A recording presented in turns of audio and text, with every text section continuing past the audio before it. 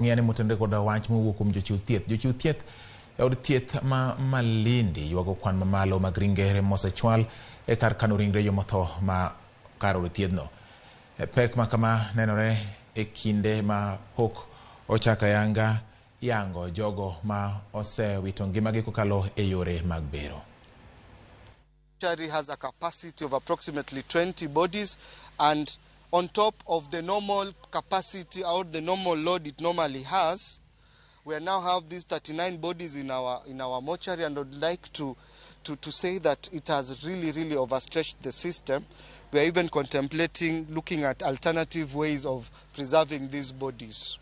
Currently we are looking at means of expanding the capacity of our mortuary, even on a temporary basis, based on the current number of patients we've received, the bodies that we've received.